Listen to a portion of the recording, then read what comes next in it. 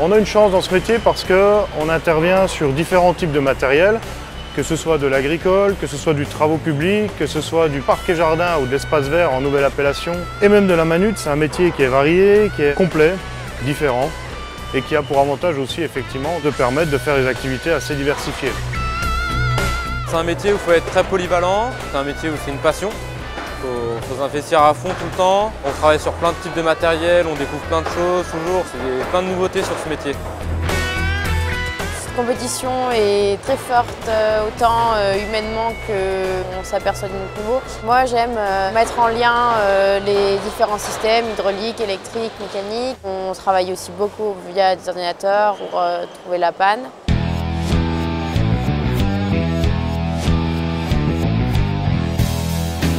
Le type de candidats présentés sont des lycéens, c'est Bac Pro, étudiants, c'est BTS, des apprentis pour les CFA et des professionnels. On a la chance d'avoir 12 jeunes nationaux qui sont des lauréats régionaux. Et on a un candidat international, en l'occurrence un Suisse. C'est vrai qu'on est une bonne équipe, on est resté bien assez soudés malgré qu'on est en concurrence à quelque part. C'est une expérience à vivre.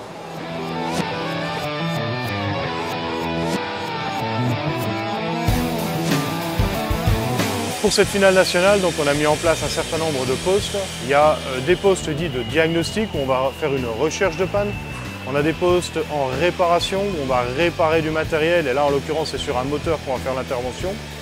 On a des postes dits de mise en œuvre où on va faire un réglage de machine. Voilà. Et un poste un peu particulier où on a 1 heure plus 1 heure où on fait à la fois du réglage et du diagnostic. Ce qui est important de préciser, c'est que le gagnant, le lauréat, en octobre 2017, va avoir la chance de représenter en maintenance des matériels la France à Abu Dhabi.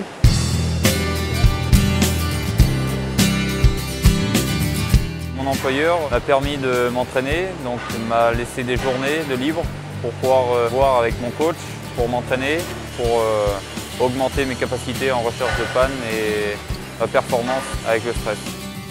C'est vrai qu'il y a pas mal de monde qui passe, tout ça, mais bon, une fois qu'on est lancé sur l'épreuve, on est dans son monde, dans sa bulle, on se concentre sur ce qu'on a à faire, puis c'est tout. Le public, on n'y fait plus attention.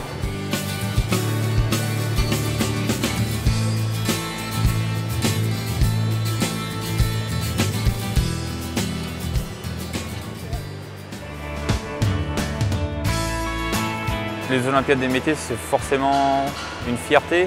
Parce que quand on voit le niveau de compétition, on peut dire que ce n'est pas donné à tout le monde d'être là où je suis aujourd'hui.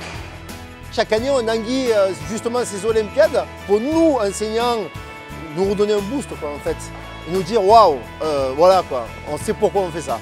C'est une sensation jamais connue avant, je ne reconnaîtrai sûrement jamais, mais c'est génial quoi. C'est à faire.